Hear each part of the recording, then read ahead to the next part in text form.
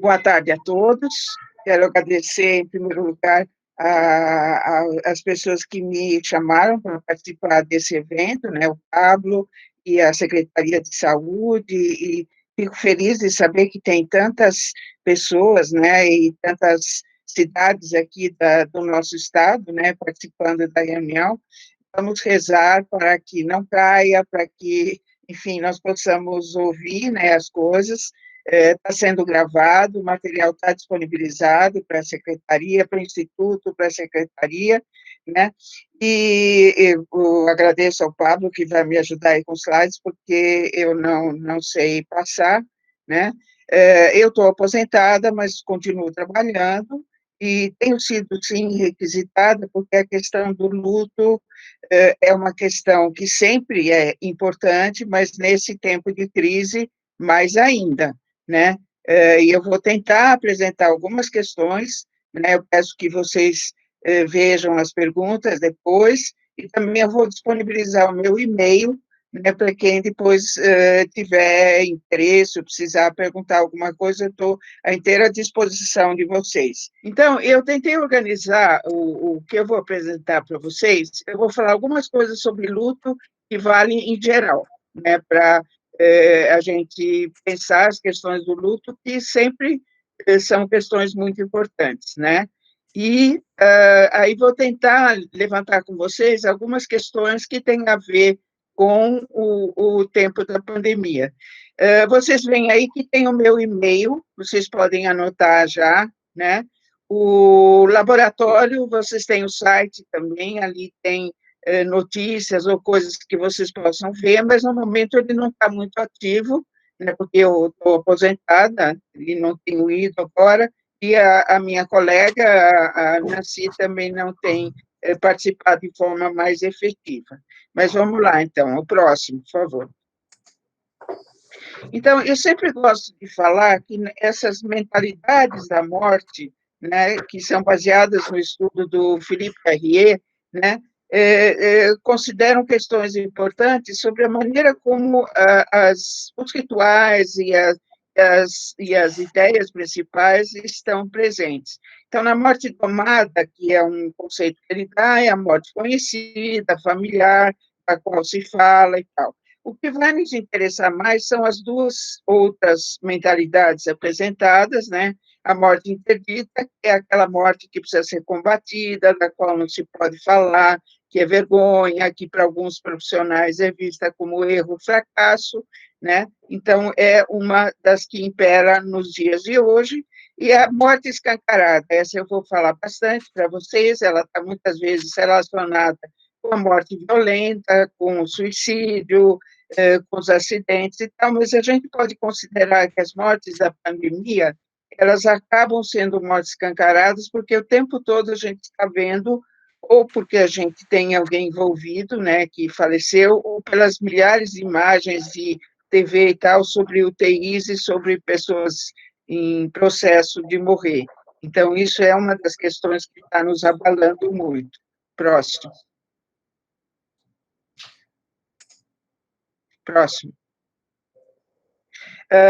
Lembrar que quando a gente fala de morte, é morte de pessoas, mas é também as mortes simbólicas, isso vai interessar muito para a gente, né? Separações e tal, agora muito a questão do adoecimento, e uma questão que não coloquei nesse slide, mas vou discutir bastante com vocês, a morte na questão da pandemia, quer dizer, hoje se fala que nós estamos vivendo um processo de luto, mesmo que a gente não tenha doença ou não tenha perdido ninguém próximo pela doença, nós estamos em um luto coletivo por aquilo que a gente chama de perda da normalidade. Quer dizer, para todos nós, isso está sendo um processo, claro, com diferentes graus de enfrentamento e de padecimento, mas nós estamos todos vivendo esse processo. O próximo. Bom, falando de luto, por que é tão importante falar de luto? Porque o luto faz parte do existir humano, né? É uma questão basicamente humana, uma experiência universal, e como vocês viram, muitas pessoas nos procuram para atendimento psicológico, psicoterapia, por questão de luto, ou por morte, ou por alguma situação específica da vida, né. Então, é universal, mas, ao mesmo tempo, é singular. Então, cada pessoa tem o seu modo de lidar com o processo de luto, então a gente vai entender o luto como uma crise, né. Ela é uma crise muito intensa em determinadas circunstâncias, mas como crise ela tem várias possibilidades de resolução, né. E aí é que o nosso trabalho pode ser importante, né. O luto não é doença, mas ele precisa de cuidados de várias ordens. Vocês imaginam que agora muito mais, né, porque as pessoas estão vivendo situações realmente muito difíceis. É um processo da consciência, né, então mesmo que a pessoa tente negar e tal, mas é um processo que está presente e que tem o seu tempo de resolução, que não é definido pelo tempo cronológico, e sim pelo tempo psíquico, né. Próximo. Eu acho muito interessante, porque eu tenho sido procurada por vários jornalistas, já dei várias entrevistas, né, e as pessoas sempre me perguntam: "Como eu luto na pandemia? Como o brasileiro se enluta?", né, como se houvesse uma forma padrão de enlutamento. Não tem forma padrão, as etapas hoje estão sendo bastante questionadas, mas é muito importante a gente ver esses aspectos, né. Quem foi a pessoa perdida, né?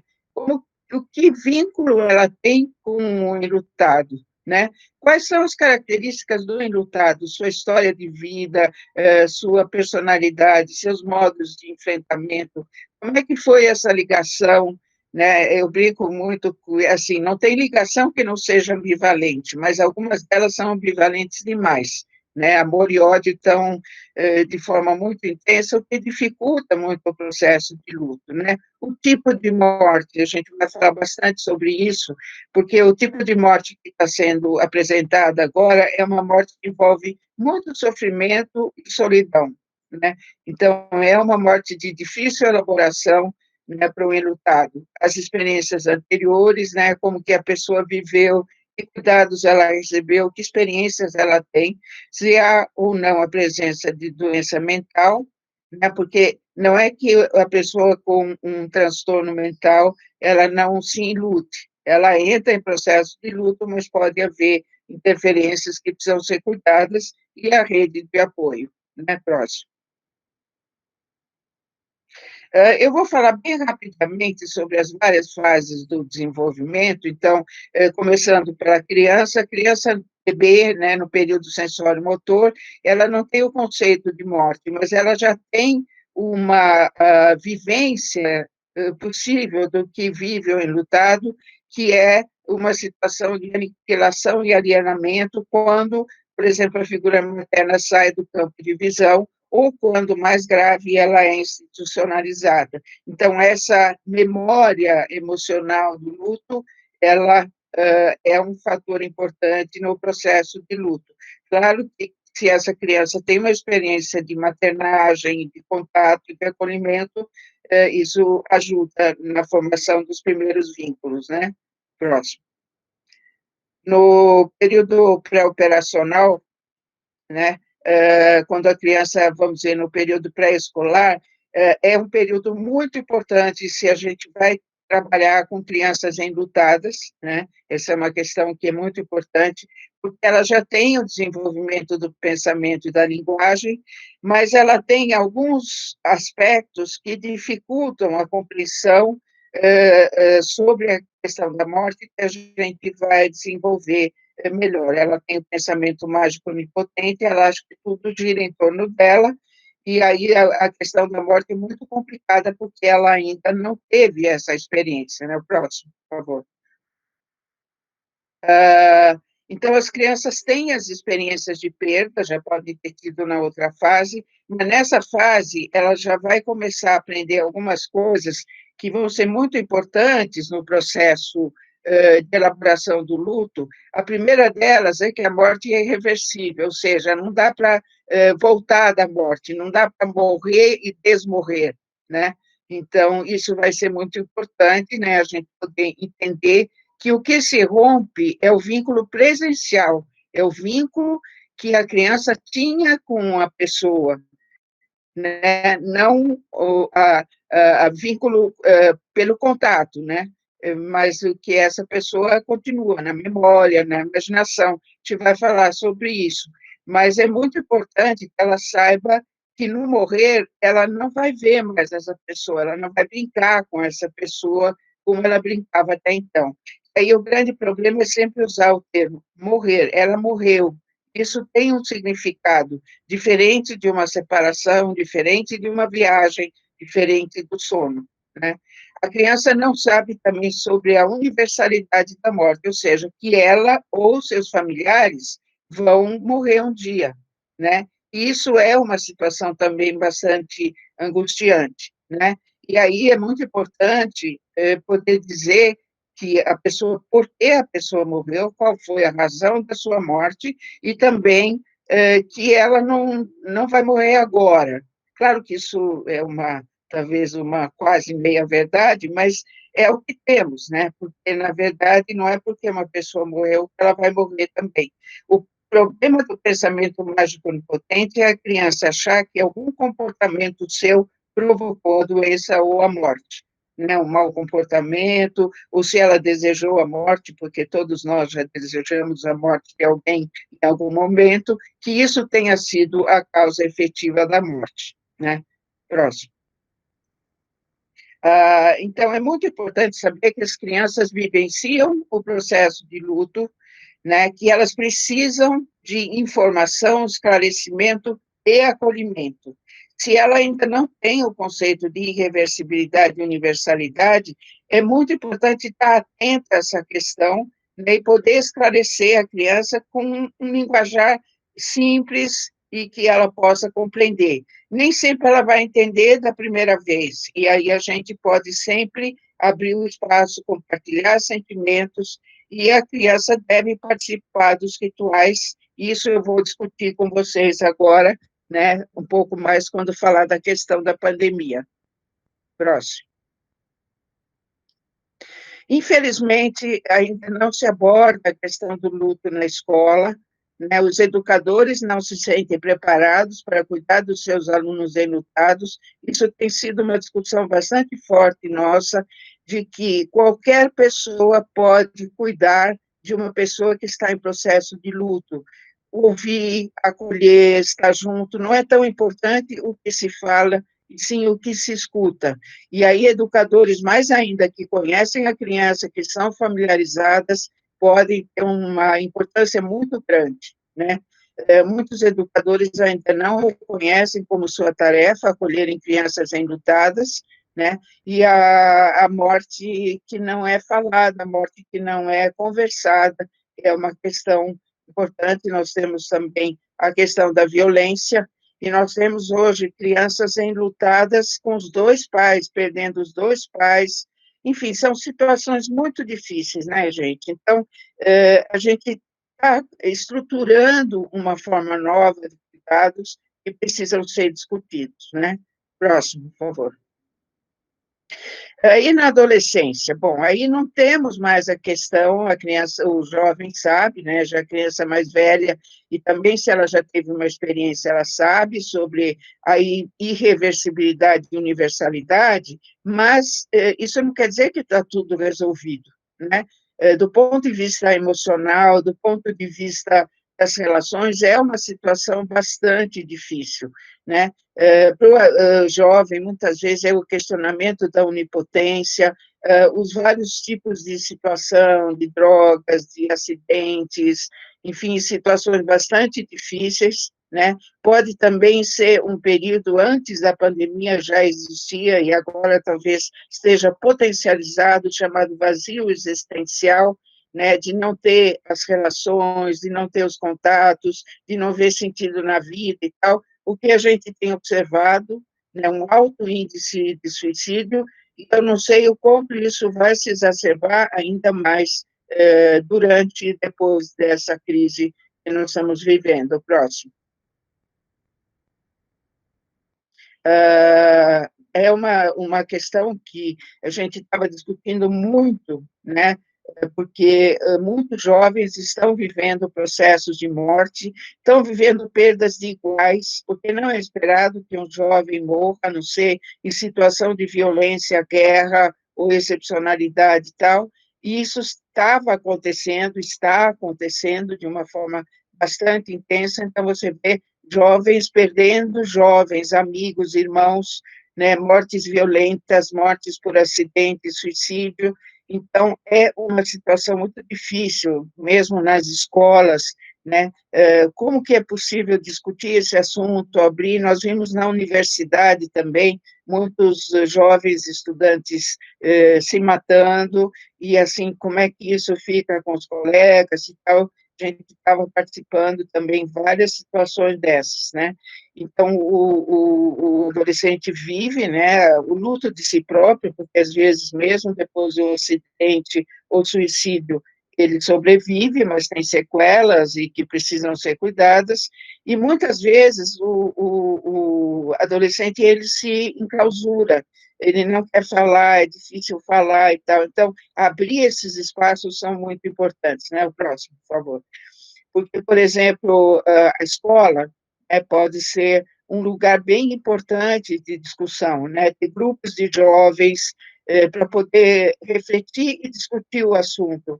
Lembrar que a gente não precisa ter uma resposta pronta, aliás, muitas vezes a gente nem tem, mas porque o jovem tem muita possibilidade de reflexão e discussão, isso pode, esses temas são muito importantes e eles começaram a acontecer nas escolas, né, ter as reuniões de grupo, falar sobre índices de mortalidade, comportamentos autodestrutivos, enfim, prazer e morte pode ser um tema bem interessante, a questão do suicídio, lembrando que, assim, o educador, né, ele não precisa ter a resposta, ele precisa abrir o espaço, né, para poder falar sobre isso. Muita gente acaba não fazendo, porque diz, mas eu não sei o que falar. E aí a gente diz sempre, não fale, né? Ouça, é sempre melhor ir por esse caminho. Próximo. Nosso adolescente envelheceu, tá? A gente muitas vezes não fala sobre vida adulta, né? E eu também me penitencio por isso, mas vamos falar o seguinte: adultos e velhos. Então, muitas vezes acontecem as perdas e temos que imaginar que para cada uma delas, por ser situação significativa, ela elicita um trabalho de luto. Quando você perde a saúde pelo adoecimento, quando você perde o trabalho, demissão ou aposentadoria, quando a sua sexualidade sofre dificuldades, limitações de diversas ordens, né? E isso tudo são elementos importantes, né? O corpo, a independência, uma das situações que às vezes é mais difícil é quando a pessoa fica dependente, né? Às vezes é pior do que a própria morte, né? A perda da família, no caso de pessoas estarem em diversas partes, ou principalmente na institucionalização do velho, a questão da morte, da finitude da vida e a morte, né? Próximo. Júlia, a gente está com um probleminha de algumas equipes que não estão conseguindo entrar, deve ter dado um bug aqui. Eu vou sair, eu peço para esperar um minutinho para tentar resolver isso, tá? E aí Tá eu já bom, dou um sinal para você. tá jóia.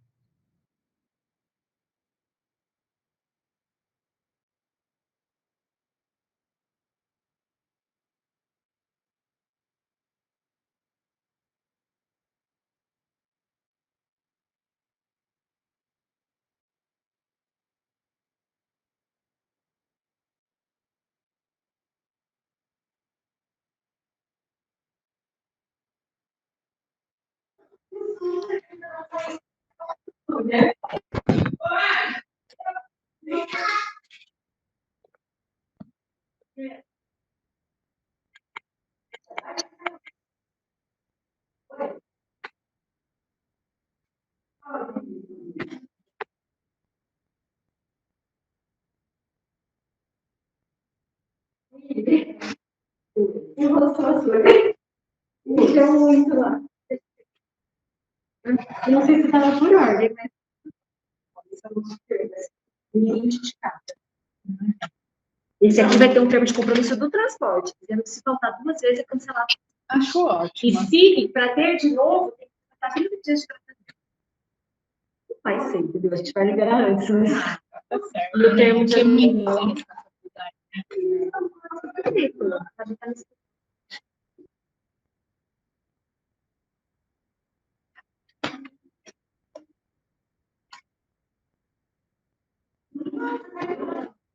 Nossa, mas eu não tô nem lembra.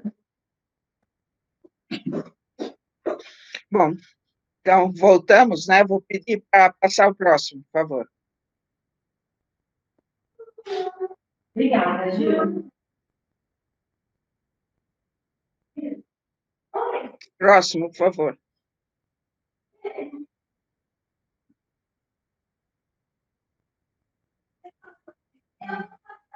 Oi? Vocês estão me ouvindo?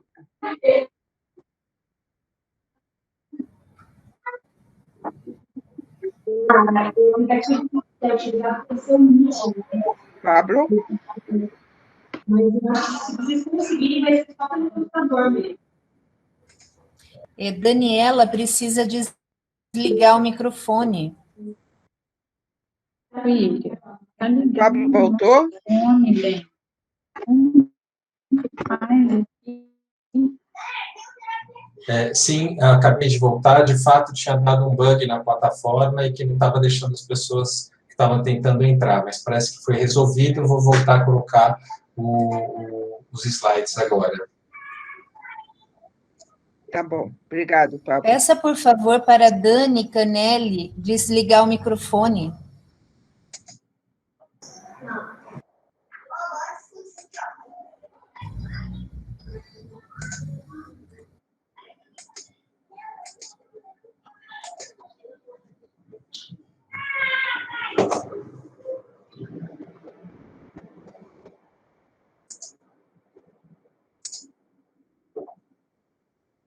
É o próximo.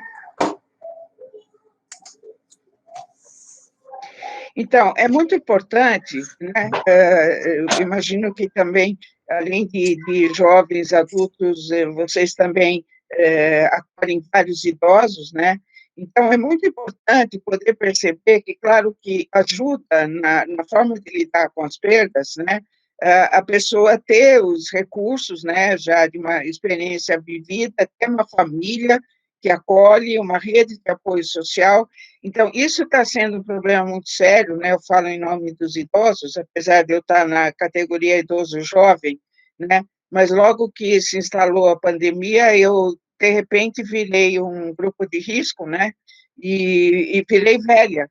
Eu que sempre saí, fiz minhas coisas e tal, de repente comecei a não poder fazer mais nada. Imagina como essa situação afeta pessoas que ainda são bastante independentes, sempre cuidaram da sua vida, e, de repente, então, eu acredito que esse é um grupo que vai ter bastante problemas, está tendo e vai ter problemas também depois, né? Então, também vai depender como cada um de nós, né, acaba desenvolvendo formas alternativas. Então, eu coloquei, se pouco tempo antes da pandemia era para sair, se relacionar, fazer uma série de coisas, de repente, de um dia para o outro, não podia mais, né? Assim como nas outras faixas, né?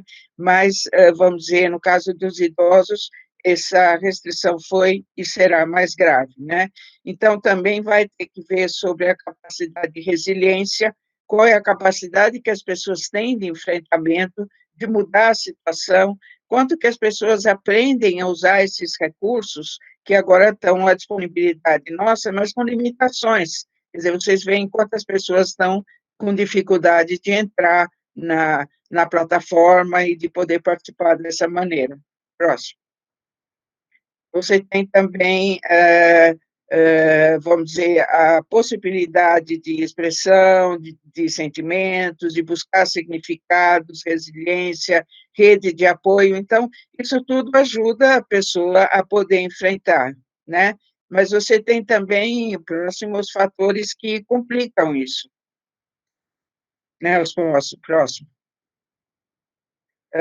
Então, o que podem ser fatores complicadores? Então, veja só, mortes repentinas e violentas, né? Elas sempre são complicadas, né? A questão de não ter o corpo e tal. Eu colocaria as mortes da pandemia aí. Elas não são violentas, no sentido, não tem tiros nem nada, mas elas são violentas, né? Porque elas são rápidas, elas vêm com muito sofrimento, né?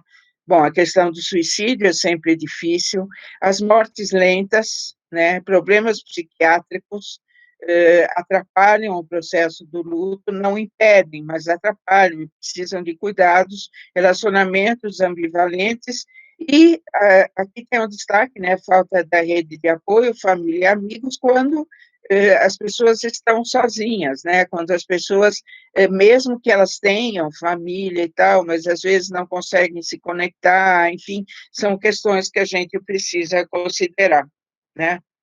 Próximo, por favor.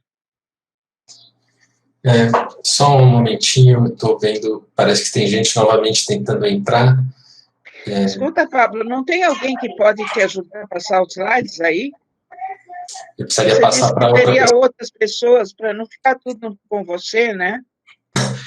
Acabou que esses procedimentos de entrada foram mais complicados do que eu tinha imaginado, mas o fato é que agora eu só tenho comigo, os slides estão só comigo, eu não consigo mudar. Vamos seguir assim, gente. Quem não conseguir entrar, tenha o acesso à aula depois, né? Que a gente está gravando e a gente vai disponibilizar. Isso. Então, podemos ver o próximo. Eu prometo também que eu vou aprender a passar eu mesma daqui a pouco. Já estou aprendendo tanta coisa, né? Eu vou falar um pouquinho sobre luta antecipatória, porque eu acho que isso é importante também para quem trabalha em ambulatórios, né, de várias ordens e tal, o luto antecipatório, ou seja, o luto mais vinculado à questão do adoecimento. Então, isso pode ser que tenha a ver, aliás, pode ser não tem a ver diretamente com a questão da pandemia, né? Porque o luto antecipatório, ele está seriamente perturbado, né, nesse processo. Então, vamos entender o seguinte, o processo do luto é em fluxo contínuo, então, você tem uma perda que é significativa, você entra em processo de luto e vai elaborando esse processo. No caso do adoecimento, nós vamos ver que há vários tipos de perda, perda da saúde, de uma série de aspectos da vida psicossocial, e ele vai desde o momento do diagnóstico até pós-óbito, né? Então, é muito importante que o processo do luto antecipatório, ele começa no diagnóstico de uma doença que ameaça ou limita a vida. Um exemplo típico é o câncer, mas você pode pensar numa demência, você pode pensar em problemas crônicos de coração, rim, enfim, e as doenças mentais também. Então, é muito importante o que essas duas autoras colocam, a revisão das prioridades da vida, o que é importante na vida de cada pessoa, né? E ela é uma parte integrante dos cuidados paliativos. Isso não é tanto, talvez, a área de vocês, mas é importante porque vocês podem cuidar de pessoas que cuidam de pessoas doentes ou de pessoas doentes mesmo. Então, próximo.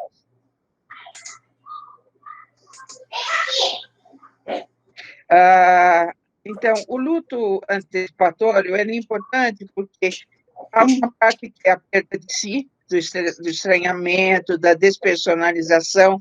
É uma das coisas que a pessoa perde muitas vezes é o nome.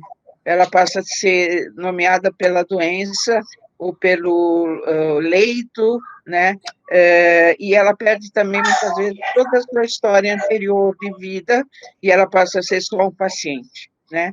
E ela também se separa muitas vezes. Então, esse é um problema sério da Covid, é a separação, né? Pessoa, quando é internada no hospital, em muitos casos não tem mais contato com os familiares. Se ela se recupera, ok, mas se ela falece, então fica sem ela ter tido contato e sem os familiares. A gente vai falar sobre isso.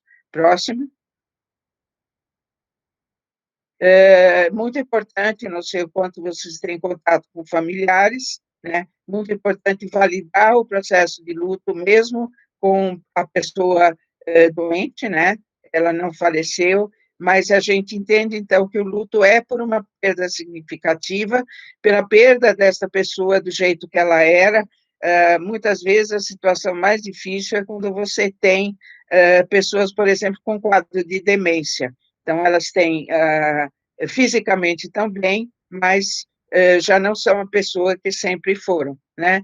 Então, entrar em processo de luto com a pessoa viva, no ideário, imaginário das pessoas, pode ser a ideia de que você está matando a pessoa, quando muito pelo contrário, você está vivendo esse processo junto com a pessoa. Próximo.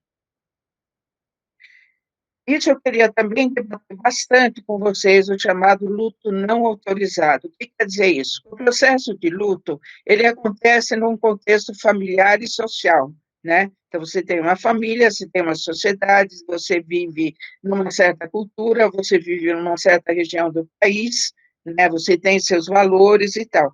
Então, esse luto, ele é um processo de cada pessoa, mas ele precisa ser reconhecido, ou seja, dizer, sim, você tem direito de sofrer o que você está sofrendo. Parece meio estranho isso, mas o não reconhecimento do luto pode aumentar muito o sofrimento que a pessoa já está vivendo. Então, por exemplo, o aborto, né? Muitas vezes é uma vida que ainda não é reconhecida, porque não nasceu. Então, por que você está chorando isso, ainda mais se é um aborto provocado? Então, essa é uma forma de não reconhecimento que aumenta demais o sofrimento. O caso do suicídio, por exemplo, é enlutado e estigmatizado, porque não viu, porque não cuidou, porque não percebeu, né? Então, como se ele não tivesse direito, né? Ou porque pode, às vezes, haver até um entendimento de que ele provocou o suicídio.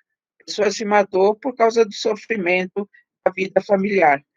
Pessoas com problemas cognitivos, profissionais de saúde que todos nós estamos perdendo, eventualmente, pacientes e tal, e não temos o nosso luto reconhecido, porque a gente tem que cuidar das pessoas, ou porque um profissional não deve se envolver, né? Tem o grupo LGBTQ+, né, não sei, aqui as letras todas, que muitas vezes não tem a sua identidade reconhecida, não tem as suas relações reconhecidas. Então, eu só elenquei alguns, mas muitas vezes a pessoa vai dizer se ela tem ou não esse luto reconhecido, e uma das tarefas importantes dos cuidados psicológicos e da psicoterapia é não julgar, muito pelo contrário, possibilitar que a pessoa tenha autorização para viver o seu sofrimento, de ser acolhida e tal. Próximo.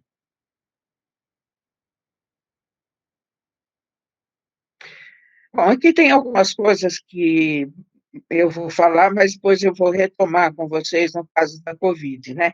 Em geral, com qualquer pessoa enlutada, né?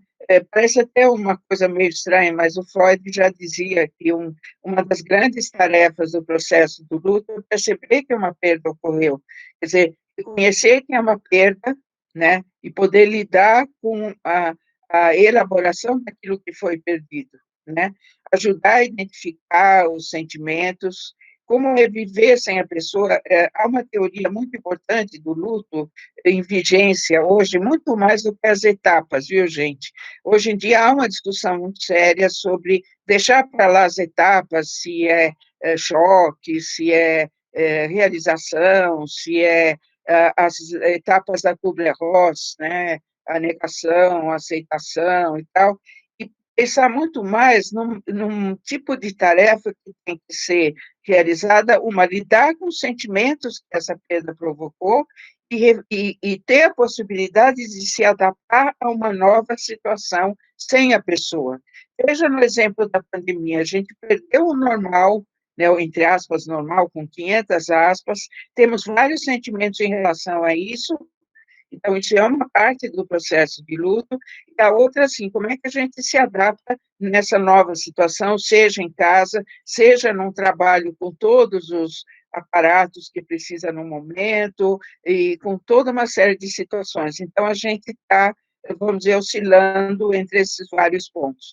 Eu uso uma metáfora bastante importante, assim, que para mim faz muito sentido, já que eu adoro o mar, né? O luto é como as ondas do mar.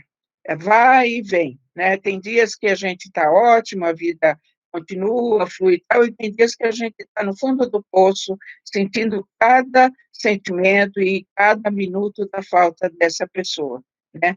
Então, é muito importante esse processo oscilatório, né? Retomar a vida dentro do possível, a gente não é igual, a gente vai ficando diferente à medida que vai tendo as perdas, né? E é muito importante identificar os processos complicados, né? O que seria, eu não pus um slide sobre isso, mas eu vou falar para vocês. O que é um luto complicado? Um luto complicado é quando há uma intensidade muito grande de sentimentos que perturbam de uma maneira muito forte a vida da pessoa por um tempo prolongado, né? E uma dificuldade para que a pessoa retome a sua vida do dia a dia, mais ou menos com uma certa possibilidade. Tá? Próximo, Pablo. Então, uma coisa ainda que eu queria deixar, isso tem a ver com educadores, isso tem a ver com familiares, isso tem a ver com todos nós. Todos nós podemos cuidar de pessoas enlutadas, todos, porque essa é uma atividade humana, é atividade de escuta, atividade de acolhimento e de cuidar das necessidades. Muito mais do que falar alguma coisa, é ver o que a pessoa precisa, é ver como ajudar. O que é uma escuta especializada? Aí, no caso das pessoas que precisam ou que querem cuidados psicológicos ou psicoterapia. Ajudar a legitimar sentimentos, ajudar na reorganização, readaptação da vida e legitimar espaços de ritualização. Esse último item eu vou discutir bastante com vocês em relação à pandemia, porque aqui aconteceu uma interferência ilegítima desse vírus, porcaria, né? Minúsculo vírus, que nem ser vivo é, e que causa tanta perturbação na nossa vida, né? Então, abaixo o vírus e vamos para o próximo slide. Então, falando da pandemia, né, xingando o vírus, mas não adianta, ele não entende, ele não é um ser consciente. Aliás, está havendo pesquisas bem interessantes, né, Pablo, inclusive no IP, sobre a questão dos sonhos, né? Quantas pessoas estão sonhando e o que estão sonhando desde o tempo da pandemia. Quer dizer, o nosso processo psíquico está em pleno trabalho, né, para tentar elaborar essa questão que nós estamos vivendo agora, né? Então, isso é uma questão bem interessante, é onde a gente pode ajudar também na parte da saúde mental. Então, o que tem a pandemia? Primeiro, mexe com toda a humanidade. Isso é um fator interessante, porque quer dizer que todos estamos na mesma, quer dizer, guardando as devidas proporções, né, de país, de estrutura social, de estrutura de saúde, de região, de não sei o que tal, mas toda a humanidade foi afetada por esse vírus. Isso nem nas guerras desce, né? E aqui nós estamos vendo isso. Estamos todos de luto, um chamado luto coletivo. Veja, até antes da pandemia, o luto era considerado como uma relação significativa de uma pessoa ou de um grupo familiar e tal, em relação a perdas significativas. Agora, nós estamos falando de um luto da humanidade, né? Tem um artigo. Ô, Rose, Tem um artigo. eu instalei o Meet aqui, ó. Vamos ver por aqui. Tem um artigo muito interessante da Maria Rita Kel, que saiu, eu não sei como passar para vocês, mas em que ela fala sobre esse luto coletivo, mas já vários outros falaram também, né? Que é um luto que está nos afetando a todos de maneiras bem diversas, né? Mas estamos todos de luto, né?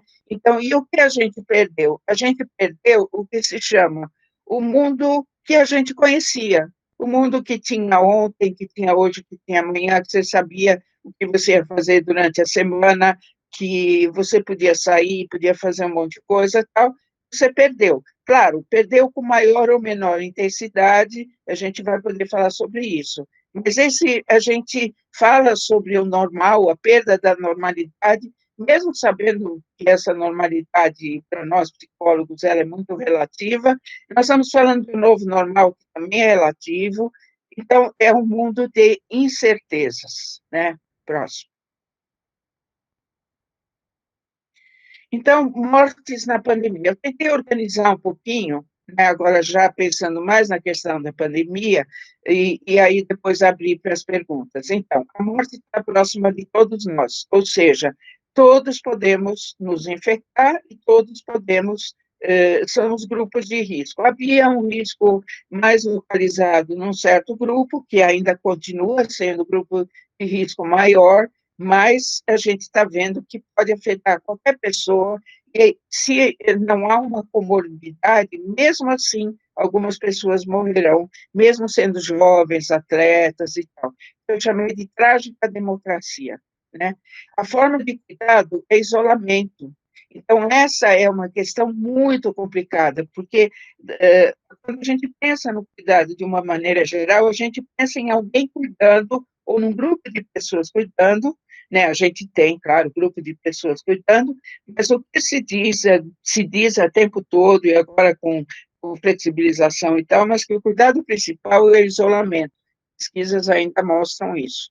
E isso é um problema muito sério, porque o isolamento, e aí começou a ter outro nome, não é isolamento, não é confinamento, é distanciamento, é recolhimento, enfim, da maneira como a gente for significar, talvez é a maneira como a gente vai poder viver. Em relação às mortes, né, são mortes rápidas, né, são poucos dias, com muito sofrimento, sem presença familiar. Isso, há 3 ou 4 meses atrás, se alguém me falasse sobre isso, dizia tragédia, tragédia. É isso mesmo, é tragédia, né? Porque as pessoas estão em UTI, com intenso sofrimento, sem a família, né? Sem pessoas familiares. Claro, estão havendo já pequenas organizações e flexibilizações nesse sentido.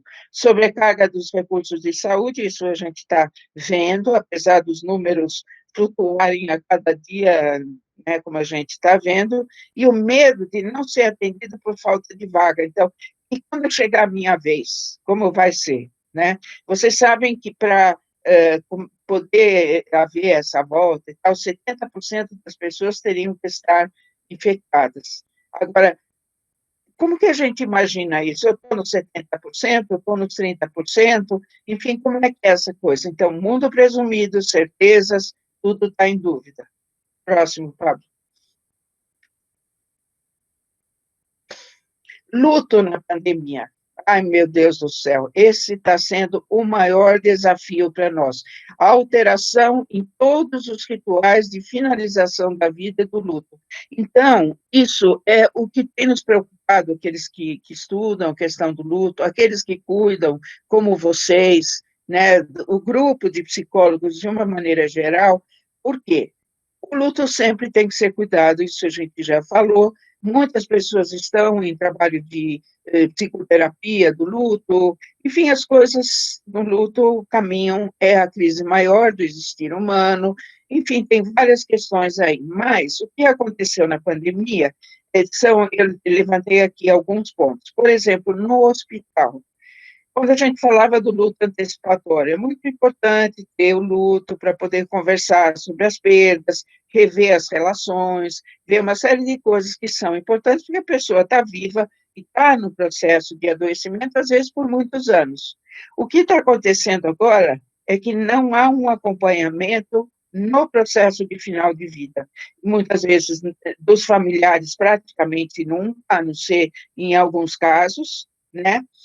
E também os profissionais de saúde mental muitas vezes não podem entrar no quarto, o que fariam normalmente para ajudar no processo do luto antecipatório. Então, muitas vezes o paciente está sozinho no meio daquela muvuca, que é uma unidade de terapia intensiva lotada, onde os procedimentos são altamente complexos, né, e precisam de monitoração o tempo todo.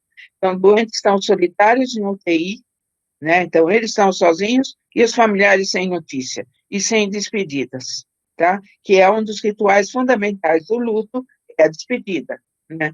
Próximo, Paulo. Então, falando um pouquinho, falei do hospital, vou falar agora nos velórios. Bom, velório acabou, né? E não tem local de velório. Tem, às vezes, a possibilidade de a família se reúne de algum jeito, com presença de poucos familiares, todos paramentados, sem possibilidade de abraço, de contato, de tal. E, no caso aí, é até uma questão regional, né? Brasil, todo mundo se abraça, se beija muito e tal. Isso está impedido, claro, ou se não, com toda uma série de parafernálias, né? Ou simplesmente não tem velório, né? Sem despedida, sem reunião da família e tal. Então, claro, tem algumas alternativas que estão surgindo, mas esse é um problema muito sério. Os velórios tinham pouca representação antes da pandemia, mas agora parece que essa proibição é uma das coisas que as pessoas sentem muito.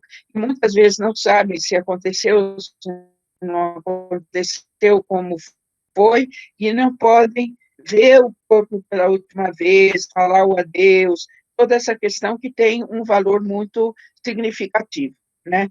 Próximo.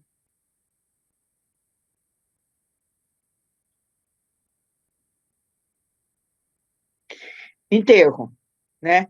Então, eu separei aqui, gente, uma coisa que chama enterro com túmulo, né? Quer dizer, onde tem um lugar que a pessoa poderá ser enterrada, né? Que você pode, então, com poucas pessoas, e tem um problema também, porque está misturado Covid com não Covid, porque os exames estão muito lentos. Esse é um problema especificamente brasileiro, né? Então, muitas pessoas que poderiam até ter o ritual, não têm, porque são suspeitos, enfim, tem várias situações complicadas. Você tem o caixão lacrado, plastificado, sem contato com o corpo. Há uma discussão se é possível botar um retrato ou não da pessoa, enfim, e a cerimônia é super rápida, né? Então, nada daquele todo cerimonial que tem, que é muito importante, né? Significativo do enterro e tal.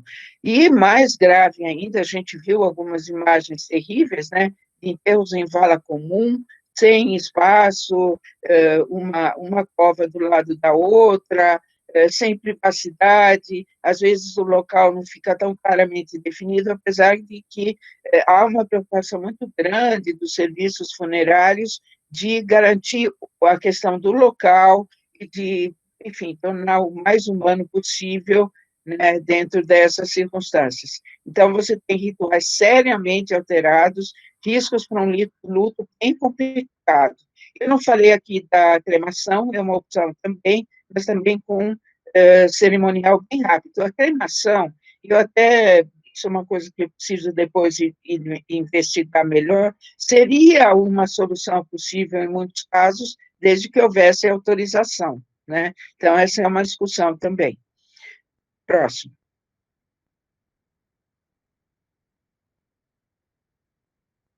Bom, adaptações possíveis. Então, vamos voltar à questão do luto. Né? Você tem os sentimentos, que são muito fortes, e você tem a necessidade de se adaptar a uma nova situação. Essa adaptação, ela é gradual, ela precisa de um tempo. Então, não dá para imaginar que as pessoas vão aceitar tranquilamente do presencial ao virtual, né? Algumas pessoas com mais rapidez, outras com menos, né? Então, é muito importante que no trabalho que a gente faça de acompanhamento, a gente permitir essa expressão da dificuldade, mas também ajudar na possível adaptação, né? Que é uma coisa possível, lembrando com todas as limitações, a gente está vendo até nessa reunião, com problemas da internet, com problemas todos mais que existem, que podem ser complicados. Então, no hospital, hoje tem vários hospitais, claro que os hospitais particulares ou aqueles com menos presença de Covid e tal, podem se organizar melhor, então, no sentido de entrar um familiar paramentado, então, vai ter que ser escolhido é sempre aquele que vai, e vai ter a possibilidade de ir, mas não vai poder ter nenhum contato físico, enfim, só a presença, né? Oferecer tablet celular com áudio e imagem para contato, isso tem sido uma opção bastante presente, né, em vários casos, ajuda, não é o melhor, mas ajuda, né? Então, Isso tem sido uma discussão, mas às vezes a gente ouve assim, mas vai gastar dinheiro com isso? Que absurdo, não sei o quê. Mas se a gente for pensar do ponto de vista psicossocial, ele pode ser um elemento porque você tem a imagem e o som, né? E isso pode ajudar, né? E ter membros da equipe que são, então, aqueles que recebem, mandam imagens, às vezes o profissional vai paramentado, ele faz esse meio campo entre o paciente e o familiar. Claro, é igual? Não é igual, é o que é possível, e também a cada dia que passa, novas alternativas são pensadas, né? Por exemplo, no HC, eu assisti uma live, e eles têm hoje todo um sistema possível, com equipos, né, que vão com o tablet, entram no quarto, saem do quarto, até alguns protótipos de robôs, né, que fazem esse serviço. Bom, enfim, possível, né? Próximo. No caso do velório, né, facilitar algum tipo de reunião em volta do caixão, se for possível, mas uma coisa bem precária, né, quando possível, filmar esse espaço, espalhar para a família, né. Claro, em algumas funerárias particulares existem algumas possibilidades, mas, claro, tem custo, então tudo isso precisa ser pensado, né? E a questão de facilitar as reuniões familiares, né, de fazer em salas virtuais, processos de despedida. Então, uma das coisas que tem sido muito discutido é facilitar o processo de ritualização, né, ensinar como fazer e tal, e sugerir que a família se reúna, que façam uma oração junto, ou cantem uma música junto, ou alguma coisa que dê essa ideia de proximidade, né? E no enterro e cremação virtual, também a presença paramentada, e essa ideia, não sei se eu já vi em algumas imagens, é assim, o caixão lacrado com fotos, né? Enfim, é uma possibilidade. Próximo. Tem esses dois projetos que eu acho muito legais, vocês podem depois entrar na internet, um projeto se chama Inumeráveis, né, que é uma ideia forte de transformar números em pessoas, pessoas que têm uma história, que têm uma biografia, né, que é muito importante, então você pode agregar aí a história do seu familiar perdido, de alguém que é muito importante, né, nós tivemos no caso de uma funcionária nossa, muito querida, no IP, que faleceu, a Edila, foi feito um tipo também de memorial dela, pela DUSP, pelo próprio Departamento de Psicologia Mental, pelo próprio IP, quer dizer, são formas de homenagem que, de alguma forma, trazem uma homenagem, né, ao que está enfim, é o que está sendo vivido. Saiu, mas tinha um outro, um outro, um outro projeto também que é bem interessante, que chama Santinhos, que tem mais ou menos a mesma ideia, né, que você coloca, então, o nome da pessoa, a foto e uma pequena biografia, né? Esse aspecto é bem interessante, porque ele foi usado, por exemplo, no 11 de setembro, foi usado no Holocausto, foi usado onde há tortura e corpos desaparecidos, porque você, de alguma forma, guarda a memória, é um lugar que tem, então, esse aspecto tão importante na questão do luto, que é a memória. Tem mais um slide, eu acho, Pablo.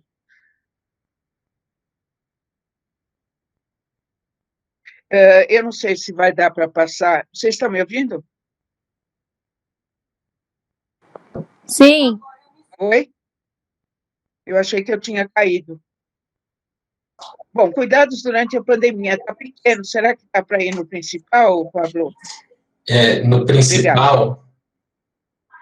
Ele está no meu cantinho aqui, ele não está na. Não, mas aí acho que é a sua configuração. Não, mas até agora está. Alguém entrou com uma apresentação. Entendi. Vou Mas tentar tudo aqui. bem, gente. Acho que o principal eu falei. né? Não, O já que põe, tem já põe. nesse slide, depois a gente pode ver se é possível recuperar, é que tem coisas que a gente pode fazer agora, né? Cada um no seu serviço, nas plataformas online, nos atendimentos online, apareceu agora. Então, oferecer atendimento psicológico online para familiares que têm pacientes com Covid. Então, esse já tem várias plataformas criadas, né? No caso da USP tem lá o CIP, né? Mas tem outras várias plataformas ligadas à universidade, ligadas a ONGs e tal, né? Que é um atendimento ainda não psicoterápico de longa duração, mas com plantão, acolhimento e tal, para atrapalhar essas questões de familiares que têm pacientes com Covid, né? Preparar para essa morte, no caso, então, é como se fosse um luto antecipatório, né, sendo trabalhado, os sentimentos, as questões e tal, o que eu tinha falado dos rituais de velório em domicílio, né, que são uma questão muito, muito importante, né, estimular a memória. Então, tanto os rituais em domicílio, como né, deixar que a pessoa conte a história da pessoa que faleceu, os bons momentos juntos, né, isso seria numa terapia de luto em geral, e que agora tem uma questão importante por conta da pandemia. E depois, se é que vai ter um depois, assim, tão claramente separado, né? Mas, assim, depois algumas pessoas vão precisar de cuidados a longo prazo, porque muitos estão vivendo um luto traumático, né? Um luto com imagens traumáticas e tal. Então, os profissionais, de uma maneira geral, estão pensando-se no risco grande de luto complicado, né? E uma pandemia de saúde mental, que vai, com muitos casos de depressão, transtorno pós-traumático, suicídio, enfim, a gente está prevendo que isso vai acontecer. Então, os serviços de saúde mental, né, vão ter que se preparar para isso. Eu acho que é isso, né? Acabou, né? É o último slide. Estou até confirmando, mas sim, acabou. Bom, então, espero que tenha sido bom para vocês. Bom, gente, eu agradeço imensamente a apresentação da professora Maria Júlia Kovacs. Peço que vocês possam fazer questões pelo chat, já tem uma, mas eu passo primeiro para Elias, para a Rosângela Elias, antes da gente começar a sessão de perguntas. Eu queria agradecer imensamente pela aula, foi muito importante, todas as mensagens, todas as informações que você pôde trazer para a rede, né? Eu acho que veio bem no sentido de uma dificuldade muito grande da gente lidar com todas essas situações. Eu acho que toda situação onde o próprio profissional também está sentindo a mesma situação que as pessoas que ele tá atendendo merece um acolhimento especial, né? Porque a gente também está vivenciando tudo isso ao mesmo tempo que tem que estar bem para ofertar o cuidado para o outro, né? Então, eu acho que realmente é uma situação extremamente complexa, e acho que vai ser importante o debate agora, né?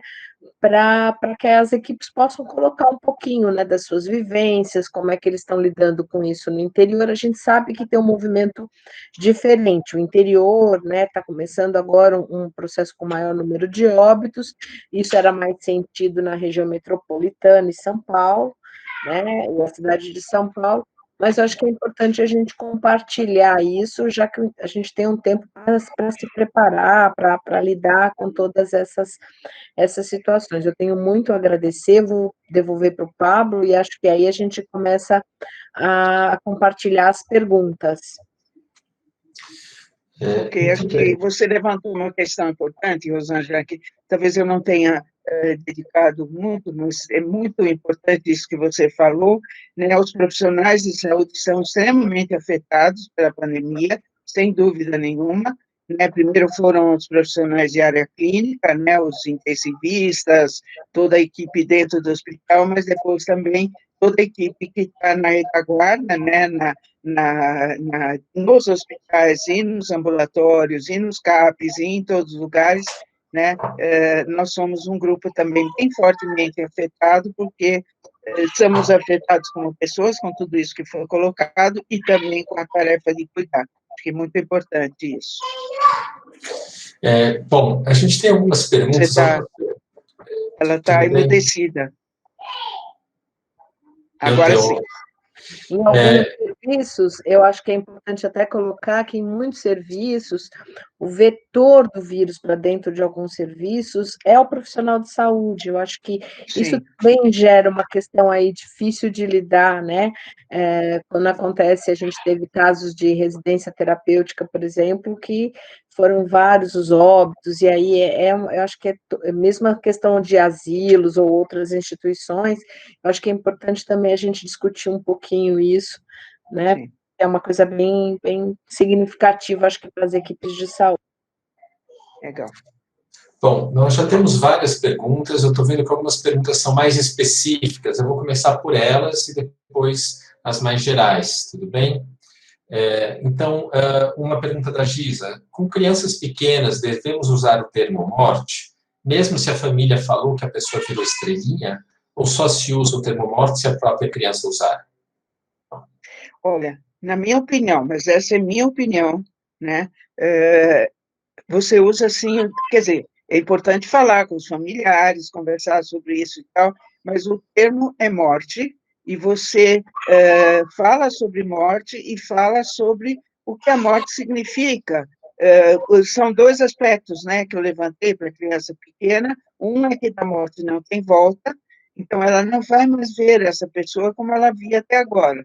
Vai poder lembrar, vai poder ver foto, ter as memórias e tal. E a outra grande questão, que muitas vezes a criança pergunta, e aí, você vai morrer também? Para a mãe, ou para o pai, ou para o irmãozinho, ou não sei o quê? E é importante que a palavra morte seja usada, né? Então, eu defendo que sim, tá? Defendo, e que você possa sempre dar um esclarecimento, né? E você, principalmente, acolher, ver os sentimentos, ver os medos da criança e tal, porque ela já vai internalizando um termo que faz parte do existir humano. Eu vou pegar uma pergunta, então não estou na ordem, estou tentando fazer o que me parece mais simples de resposta para a gente depois ir para outras. Tem uma que me parece falar da questão do luto antecipado com diagnóstico no contexto do Covid, que é algo que eu também tenho vivenciado na minha clínica. A pessoa diz, eu gostaria que abordasse a perspectiva de vida num momento de luto coletivo. Quero dizer, não associar diretamente morte ao diagnóstico Covid, ao mesmo tempo que não pode descartar, especialmente nos casos leves atendidos em unidade básica. Não sei se ficou claro. Não ficou muito claro, mas eu acho assim, eu vou tentar responder, se não tiver, depois a pessoa refina ou eu respondo de uma outra maneira para todos. Eu vou pôr só um exemplo, então, que tem acontecido comigo. Tem um paciente que eu atendo pela USP que começa a chorar aos prantos quando uma irmã pegou Covid. Antes de ter qualquer sintoma grave, ela já começa a acreditar que a irmã vai morrer. Sim, entendi. Olha, é o seguinte, como eu falei para vocês, nós estamos vivendo um luto coletivo de uma série de aspectos, e um deles tem a ver, eu também achei muito interessante uma discussão que eu tenho acompanhado sobre a questão do medo. O medo é uma resposta natural diante de uma situação de ameaça, Covid é uma situação de ameaça, mas nós, assim como todas as outras circunstâncias, poderemos ou não ser afetados pela doença e afetados de uma maneira com intensidades diferentes. Então, claro que a pessoa pode ter muito medo e tal, mas esse medo precisa ser cuidado, porque uma coisa é um medo que nos faz proteger, outra coisa é um medo que nos paralisa. Então, o medo que paralisa precisa ser cuidado, vendo formas de enfrentamento da pessoa, porque isso é uma situação muito grave, né? Uma situação que pode levar ao adoecimento mesmo, diminuição do sistema imunológico e toda a questão vinculada à depressão e tal. Então, esse é um medo que precisa ser cuidado. Ok, uma outra questão aqui A Ellen, psicóloga do Hospital Estadual de Serrana, trabalha em TI. Ela diz, muitas vezes os pacientes com Covid não estão conscientes e estão entubados. Ficamos em dúvida sobre enviar fotos, vídeos e videochamadas para a família por possíveis questões éticas. Eu gostaria de saber o que pensa disso. Pablo, eu vou pedir se você conseguir, porque quando você abaixa a cabeça, às vezes eu não consigo entender tudo, tá? Mas tudo bem, eu entendi. Se a questão é você mandar fotos de uma pessoa que está entubada para os familiares, é isso? É isso. A Frederica pode confirmar nesse caso, ligar o microfone e confirmar.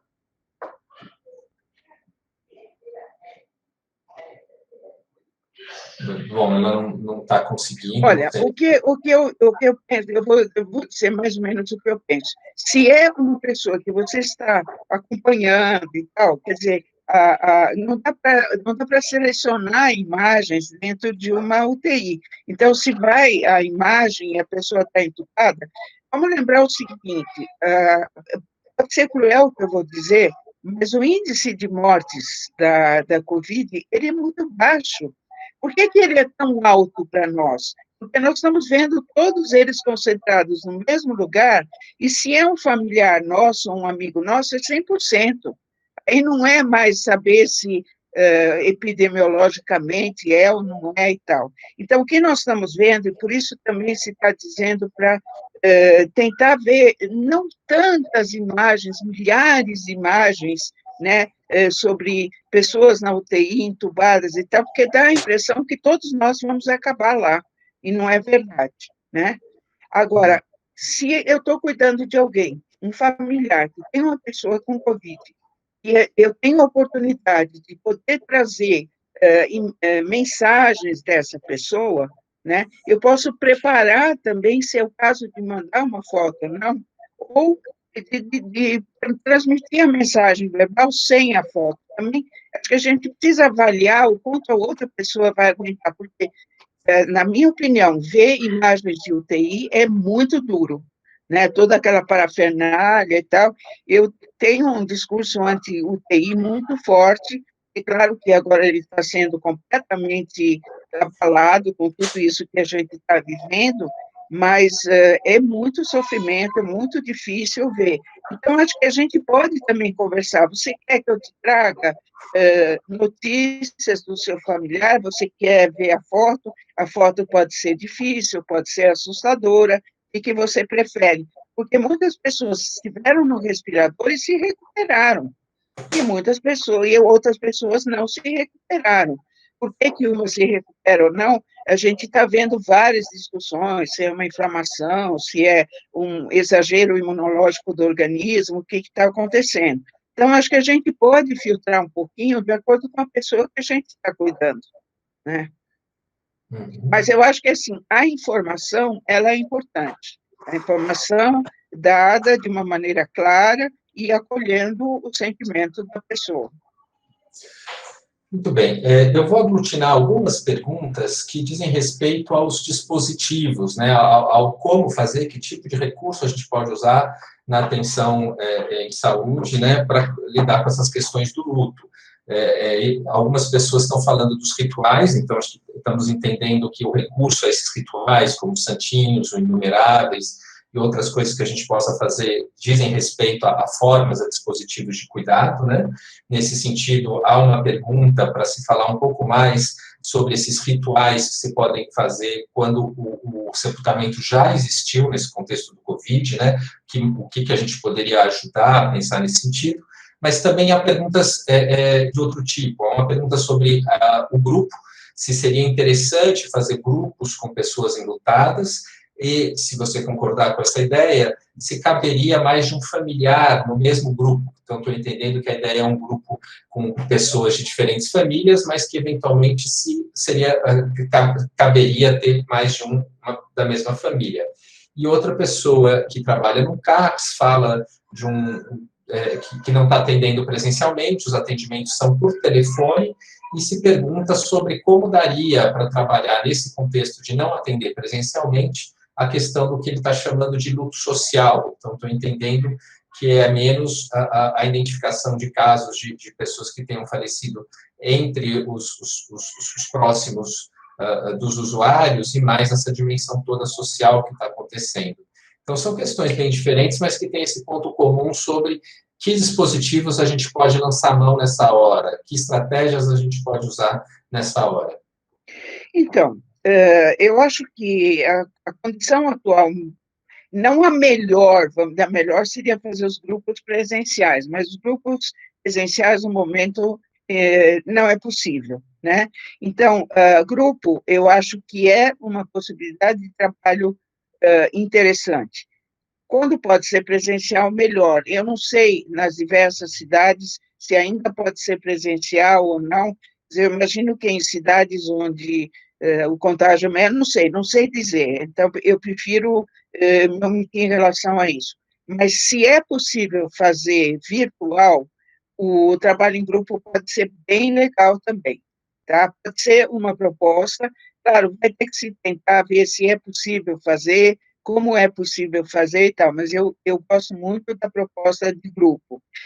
Se não for possível grupo, faça o atendimento individual, isso é mais fácil, até pode ser por telefone, sem imagem, por chamada de WhatsApp, que não tem tanto custo e tal. É bom, é, é, é o possível, melhor seria presencial, né? Então, acho muito importante, quem precisar de ajuda e puder ter, então, formar essas redes, né? Como foram formadas em várias instituições, então, você tem os profissionais, você tem estudantes, estagiários, residentes e tal, mobilizar essa massa e atender pelo menos umas 3, 4 vezes, né, um plantão e com alguma continuidade, ou enfim, algum formato que vocês acham. Então, individual sempre. Se for possível grupal, né, eu acho que pode ser uma situação interessante, porque o grupo permite a troca de experiências. Então, claro, não num grupo desse tamanho, né, mas é um grupo, vamos dizer, de 10 pessoas, você pode organizar com os microfones e não sei o quê, que todas as pessoas... Não sei, eu tenho feito atendimento online, em grupo, e as pessoas falam, quer dizer, quando uma fala, o resto tira o microfone e assim as pessoas vão conseguindo falar ou levantam a mão e tal. Então, individual sempre, grupo sempre que possível, possivelmente virtual, se tiver alguma chance de ser presencial, com todos os cuidados possíveis, né? Agora, uma coisa que eu acho muito importante são essas cartilhas que têm saído, tem um sem número de cartilhas que têm saído com propostas, com ideias, né? No CEIP já tem algumas, né? Várias que foram encaminhadas também, que poderão ser disponibilizadas, enfim. E essa ideia de manter a ritualização, ela é muito importante, principalmente em tempo de crise, né? Se vocês se lembram, as grandes tragédias que houve, eu sempre me lembro do Chapecó, mas também quando teve acidente aéreo e coisa, a ideia das pessoas se juntarem, terem um memorial é muito importante. Agora, não dá para se juntar, né? Os grandes grupos, apesar que as passeatas começaram, né? Mas eu não sei se é uma coisa muito boa, mas, enfim, a gente está pensando, mas muita coisa pode ser feita nesse sistema. Então, o que são os memoriais? Se vocês entrarem em www.inumeráveis, né, vocês vão ver ali uma lista de nomes, em que tem o nome da pessoa e uma pequena biografia dela.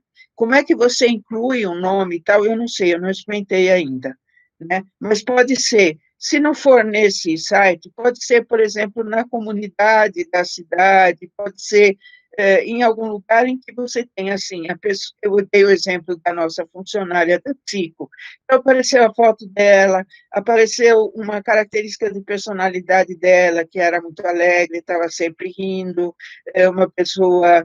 Claro que depois da morte todo mundo fica anjo, mas a gente valoriza mesmo as boas qualidades e tal, são as boas memórias também, né? Isso ajuda. Então, pode ser no núcleo familiar, pode ser dentro de uma instituição, pode ser, enfim, que tenha a história dessas pessoas, né, que não são números, porque uma das coisas que tem agredido tremendamente é cada vez você vê assim, o número de mortos, o número de pessoas, tem número, não tem cara, não tem pessoa, não tem história.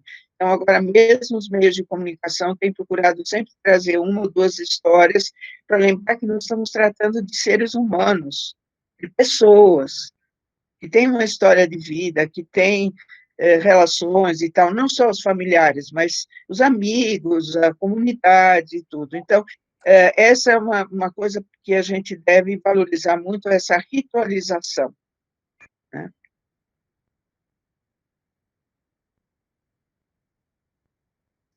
Você está mudo. Desculpa, obrigado, Maria Júlia. Então, antes de passar para a próxima pergunta, para a professora, eu vou responder questões aqui sobre a disponibilização da aula e do material. Então, isso aqui é um piloto que a gente está fazendo, né? A gente tem uma ideia de um ciclo de palestras assim, e outras atividades. Então, também peço desculpa por algumas dificuldades técnicas que a gente teve, que devem melhorar já para a próxima vez. A nossa ideia é transpor uma plataforma que a gente usa na USP, que é o Google Sala de Aula, para colocar nele o vídeo, o material, né, se o professor autorizar os slides, colocar materiais de referência, etc. A gente precisa ainda discutir ver um pouquinho a viabilidade técnica, mas fiquem atentos, a viabilidade técnica do ponto de vista do número, né, da escala da secretaria, mas fiquem atentos para comunicações futuras que possam dar instruções sobre como acessar esse material, tudo bem?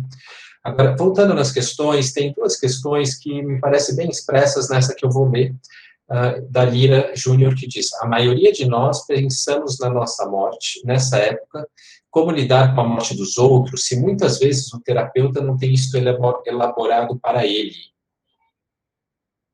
Olha, na minha opinião, a gente vai elaborar isso aí durante a nossa vida inteira, né? As pessoas falam assim, Júlia, você que é especialista da morte, eu falo, eu não sou especialista do assunto, porque se eu fosse, eu resolvia o problema, só morria quem deveria morrer mesmo, os bons ficariam. Mas eu não tenho esse poder, nem ninguém de nós tem esse poder, né? Brincadeiras à parte, é muito difícil, eu concordo, mas, na verdade, nós também não vamos elaborar a morte da outra pessoa, o como ela lida com isso, nós vamos ser facilitadores desse processo. Então, à medida que as pessoas vão falando, a gente vai lidando com os medos, com os sentimentos.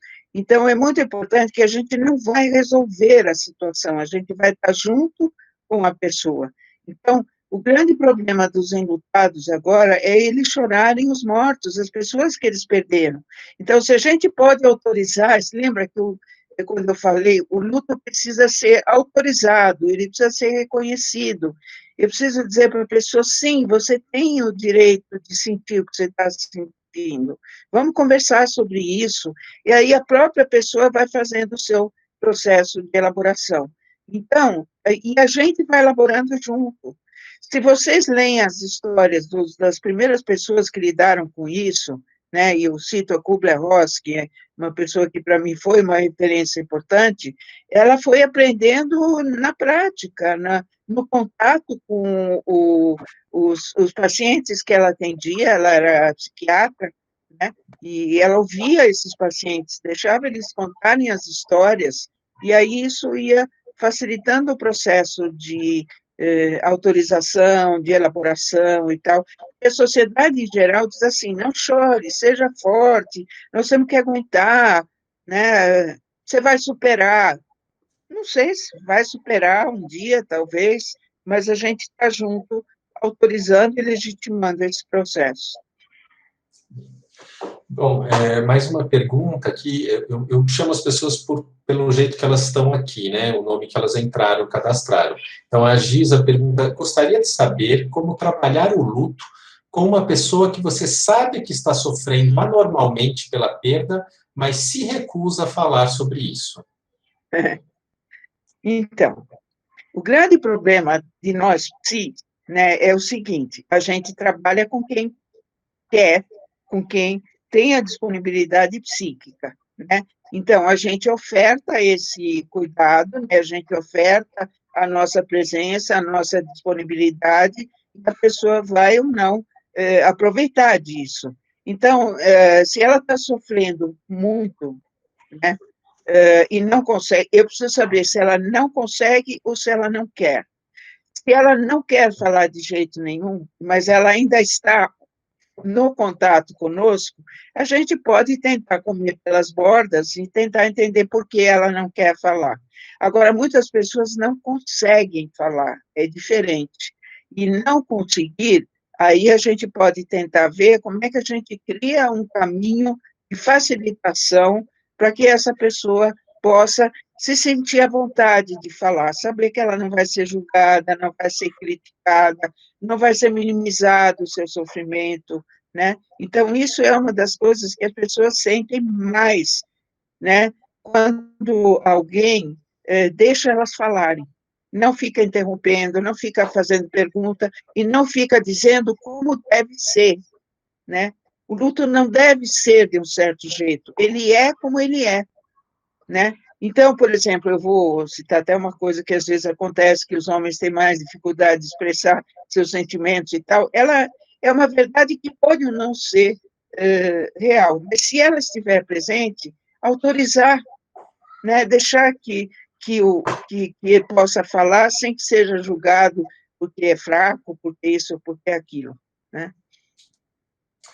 Muito bem, e temos aqui uma pergunta que retoma algo que tinha sido comentado, mas me parece importante colocar, né, porque surge novamente, a realidade de UBS, né, então, Unidade Básica de Saúde, que vai, então, receber pessoas com sintoma leve, o protocolo é dessa pessoa ficar em casa, sendo monitorada, né, desse modo. E aí, a Iris Mendonça, que faz essa pergunta, ela fala do medo de se associar o diagnóstico de COVID com a perspectiva da morte e mesmo do contágio, né, na família. Se a Iris quiser explicar melhor, não sei se a Maria Júlia acha necessário, mas estou Não, acho entendendo que eu entendi. Uhum. Eu acho que tem coisas que são, vamos dizer, dadas e que precisam ser passadas. Por exemplo, a pessoa que testou positivo tem sintomas leves, né? Vai ser cuidada em casa, então tem todo aquele protocolo enfim, não contágio e tal. Agora, a nossa parte psicológica, vamos dizer, ou de cuidados, assim, é lidar com uma situação que é ameaçadora até certo ponto, mas, assim, a gente vai lidar com coisa que pode acontecer, mas pode não acontecer em uma porcentagem muito grande de pessoas se recuperam da Covid sem maiores problemas, tá? Sem maiores problemas. Claro, a gente vai lidar com o objetivo e com o subjetivo o tempo todo. Então, pode ser que a pessoa esteja morrendo de medo de que o caso vai agravar, né? E a gente vai lidar com isso. E se agravar, o que ela deve fazer, tá? Então, você sempre reúne informação, esclarecimento e acolhimento. Então, você vai tentar lidar com medo que seja um medo que favoreça o cuidado e não um medo que paralise, né? Então, é claro, a gente está lidando com uma bagunça de emoções muito grandes, né? E a gente, enfim, vai ter que administrar isso. Eu acho que uma das coisas que foi importante, eu acho que talvez um próximo encontro seja legal também falar sobre os medos dos cuidadores, né? E aí, no caso, dos cuidadores profissionais. É o medo que nós temos também, tanto do contágio, né, do contágio físico da doença, mas que, vamos dizer, se a gente está em isolamento, acho que no caso nem sempre vocês estão em isolamento, estou vendo várias pessoas de máscara e tal, né? Quer dizer, todos os cuidados, né, que são importantes para os profissionais de saúde, mas saibam que existem várias plataformas hoje de cuidados a profissionais de saúde. Então, vários psicólogos disponibilizaram supervisão e cuidados aos profissionais de saúde. Eu acho que é fundamental, eu já ouvi isso também, muita gente dizendo que muitos profissionais de saúde vão adoecer não de Covid, vão adoecer de estresse, de burnout, né? Então, Dá para a gente pensar em prevenir, cuidar? Dá. Se é possível na própria instituição, isso eu já falava bem antes da Covid. E agora mais ainda, como está todo mundo sobrecarregado de trabalho, né? Então, poder ter acesso a esses grupos que cuidam pode ser muito bom. Ou criar dentro da própria instituição um grupo de cuidados, né? Tudo bem, eu acabei de colocar aqui no chat o endereço de um desses grupos de apoio, que é o Rede de Apoio Psicológico.org.br, que eu tenho acompanhado um pouco mais de perto, porque a parte de apoio, de retaguarda dos psicólogos voluntários, das supervisões, é coordenada por uma orientanda minha, e tem várias pessoas da minha equipe. E eu sei que eles têm um problema de falta de demanda. Eles, há um mês atrás, é pouco procurado pelos profissionais de saúde, talvez estejam muito corridos, né? Mas, para se ter uma ideia, há um mês atrás, eles tinham 4.000 psicólogos cadastrados e, no período todo da pandemia, só tinham atendido 2.000 pessoas. Ou seja, metade dos voluntários não tinham tido nenhum cliente para atender ainda, né? Então, eu acho que vale divulgar para os profissionais de saúde, vale sim. para os profissionais de saúde, né? Muito bem, a gente continuando, então, aqui tem uma questão... Nós vamos até que horas, Pablo? Até 4 horas, mais 7 minutos, mais ou menos, Tá. Pode ser? Então, a gente está, de todo modo, caminhando para o final, mas vou colocar as perguntas nessa perspectiva sempre, vou fazendo uma curadoria das perguntas, tentando juntar, enfim. Bom, tem uma pergunta se, nesse momento da GISA, né, será que seria melhor um atendimento individual presencial ou um grupo virtual para trabalhar com resultados? Os dois. Não. Então, vamos colocar em ordem possível, né? Aqui em São Paulo, eu acho muito difícil ter atendimento presencial, a não ser em casos bem específicos. A maior parte dos atendimentos está acontecendo online, né? Entre presencial e online, claro que eu imagino que o presencial é sempre melhor, mas partindo da ideia de que o presencial pode não ser possível, online é uma possibilidade, né? Grupo é muito bom. Se vocês podem, eu não colocaria, por isso que eu disse, eu faria eventualmente as duas coisas, e dependendo das circunstâncias, não dá para esperar um grupo se formar, porque a pessoa está em crise, está precisando falar, e está precisando desse atendimento e tal, então eu ofereceria individual, né? Mas o grupo é muito legal. Se vocês conseguirem arrumar uma plataforma que as pessoas possam acessar e tal, é bem legal o trabalho em grupo, porque uma pessoa fala para outra e isso multiplica muitas vezes o que individualmente talvez não aconteça. Tá? Muito bem, eu vou juntar aqui a pergunta da Simone e do Jorge, ambas sobre luto patológico. A Simone pergunta qual seria o limiar, entender melhor a diferença do que seria um luto patológico para um considerado natural. E o Jorge, ele, na verdade, problematiza o próprio conceito de luto patológico. Ele gostaria de saber a sua opinião, né, sobre esse conceito, né, que para ele é um tema que causa desconforto para ele. Então, se vocês se lembram, num dos primeiros slides que eu passei, eu falei, o luto é crise, não é doença, tá? Então, não tem luto para mim, né? Não, para mim não, quer dizer, baseado em autores também e tal, não existe luto patológico, porque já o Freud falava, eu não sou psicanalista, mas eu gosto muito do texto Luto e Melancolia, que é, para mim, uma bibliografia importante na questão do luto. O Freud fala em luto, que é o processo, né, natural de elaboração de perda, e melancolia, que é uma pessoa que, é a minha compreensão, o Pablo depois conserta isso com vocês, e é uma pessoa que tem um quadro que não permite a entrada no processo de luto, porque ela não consegue fazer esse processo de elaboração da alteridade, da perda, da compreensão e tal. Então, muitas pessoas falaram que o Freud falou em luto patológico, ele não falou em luto patológico, falou em luto falou em uma pessoa que tem uma patologia que não permite a expressão do luto, ou dificulta a elaboração do luto. Então, para mim, isso é muito claro e não existe luto patológico. Existem processos que podem tornar o luto difícil, o luto complicado, o luto com muito sofrimento e tal. Pode ser por doença mental, mas pode não ter nada a ver com doença mental. Entendeu? Pode ser que sejam as dificuldades inerentes à situação, ao momento vivido, ou as próprias características da pessoa. Tá? Então, o que configura um luto que pode se complicar, e qual é a complicação possível? Adoecimento físico e psíquico ou morte. A pessoa pode morrer da doença ou de suicídio, porque não suporta o processo da perda. Né? Então, qual é o limiar? O limiar não tem um limiar claro, como nada na psicologia tem um limiar claro. Né? O que a gente vai observar? Se o sofrimento está sendo muito intenso e não...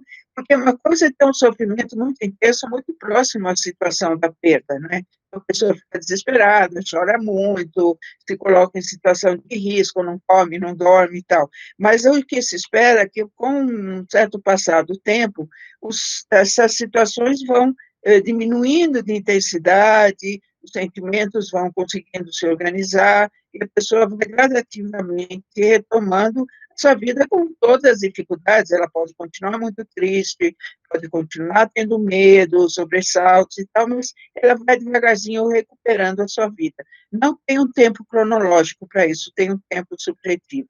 Quando a gente percebe que isso está realmente depauperando a pessoa, levando a uma grande exaustão, a muito sofrimento e tal, a gente pode identificar processos aí complicados e, eventualmente, agregar nesse atendimento, por exemplo, a consulta com psiquiatra, a consulta com neuro, enfim.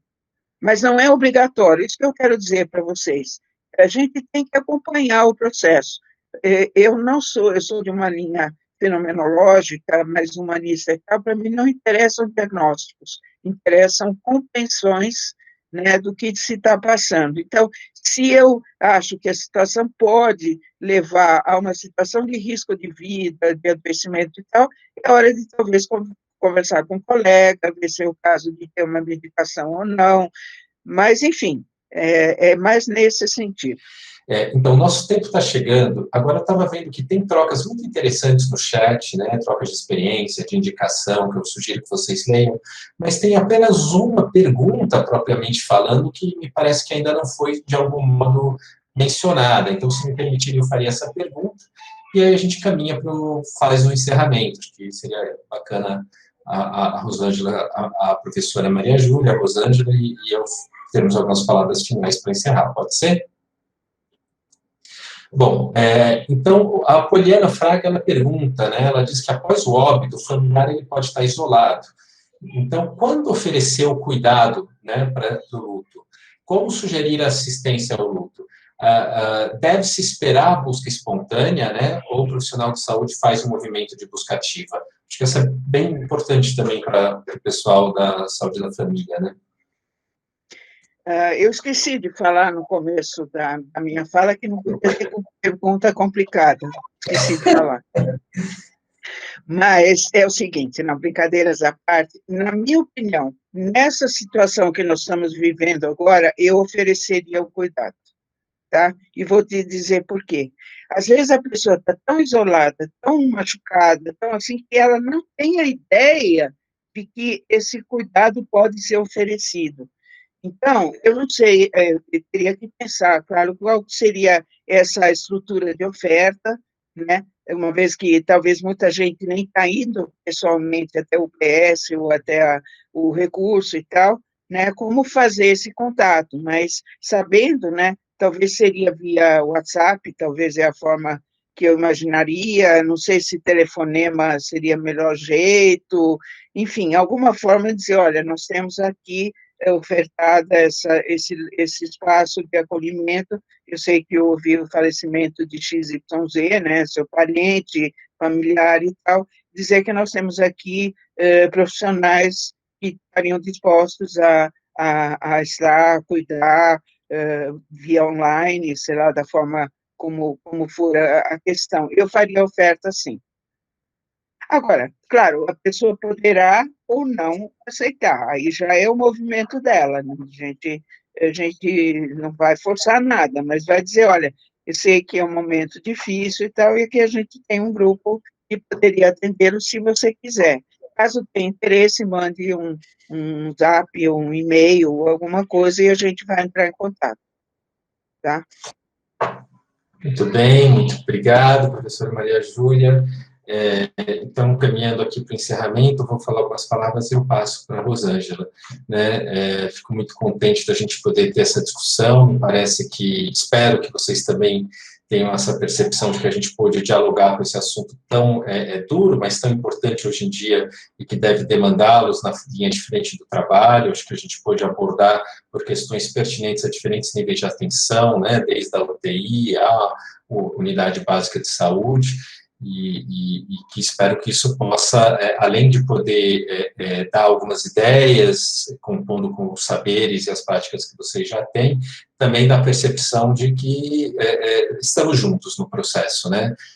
Tem muita gente aqui lidando com essas questões e a universidade e a secretaria também buscando se aproximar para isso. Surgiram questões aqui que já indicam outros temas, né, para esse ciclo de palestra que a gente tem pensado. A questão do atendimento online, do atendimento em grupo, online, são alguns exemplos de coisas que a gente já está até prevendo poder retomar. Espero, então, fico contente da gente ter dado esse passo inicial. Como eu disse, espero que a gente também reduza algumas dificuldades técnicas ao longo do caminho, ainda que isso exija de cada um esforço, né?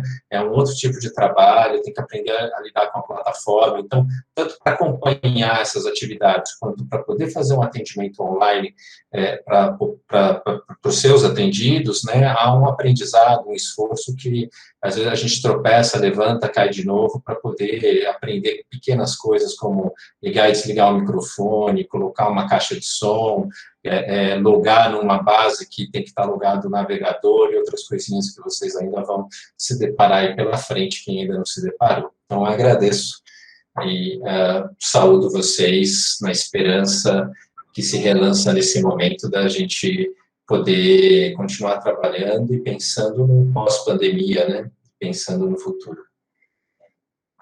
Eu gostaria de falar também, Pablo, antes da Rosângela, se você me permite, né, agradecer muito a vocês pela oportunidade de trocar com vocês, né, eu vejo só alguns rostos, mas nós temos 132 pessoas agora, nós já tivemos quase 180, né, então, eu não pude ver o rosto de vocês, eu prefiro sempre uma atividade presencial, se possível, né, mas agora não era e tal, e eu trouxe algumas coisas que eu achava importantes, as perguntas depois trouxeram outras e tal, né, mas eu queria deixar, assim, para vocês, primeiro, disponibilização do material dos slides também, vocês podem ter acesso, usar e tal, e também o meu e-mail, né, não sei se passou no primeiro slide, não sei se dá para colocar no chat, eu posso, ou alguém vocês podem colocar, né, que vocês não tenham dúvidas de mandar perguntas e tal, que se eu puder responder, estou super às ordens, e se vocês decidirem também que é interessante, a gente pode marcar um outro encontro sem problemas, tá? Tenho muito prazer em poder estar com vocês. Obrigada pelo convite, Pablo, obrigado pela passagem, vou ver se eu aprendo a fazer isso, mas é muita aprendizagem para o cérebro idoso. Nós é que agradecemos, professora, foi um presente para a rede. A gente está vendo aqui pelos comentários muitos elogios em cima da sua aula, realmente foi um presente para a gente, né? Eu queria agradecer a participação de todos, realmente, como o Pablo falou, nos desculpar pelas dificuldades, mas é um aprendizado coletivo, né? Todos nós estamos aprendendo. A gente nunca ia imaginar que um dia está trabalhando à distância, ainda por cima com a questão da saúde mental, né? Que a gente sempre teve essa coisa do presencial, mas eu acho que a gente tem esse enfrentamento de diferentes formas nessa rede, e acho que a própria rede também é continente nesse sentido, né? Eu acho que a gente tem que pensar territorialmente, a gente tem que articular entre as diferentes portas de acesso do SUS, né? A gente tem que estar atenta à atenção básica, que está lidando direto aos prontos-socorros, os tais UPAs que lidam direto com a população. Acho que os CAPs podem ofertar também alguma escuta, alguma acolhida. Acho que a organização territorial, né, é o que vai fazer esse processo que a gente está fazendo um pouco melhor no dia a dia, né? A gente tem uma rede estruturada, mas que é uma rede nova no Estado e que precisa de investimento, né? E acho que esse é um dos caminhos. A gente pensa a formação para que essa rede, de fato, consiga superar todos esses desafios que são postos no dia a dia. Eu acho que esse realmente é o primeiro de muitos. A gente vai através dos departamentos regionais de saúde, mantê-los informados, né? São os nossos braços no território. Então, novas reuniões, novos encontros, os departamentos regionais de saúde se encarregarão de divulgar para essa rede toda, que são mais de 5.000 profissionais de saúde envolvidos. Então, eu queria agradecer de novo a participação de todo mundo, e ficamos para o nosso próximo encontro, e a gente encerra, assim, essa primeira reunião com o tema de luto.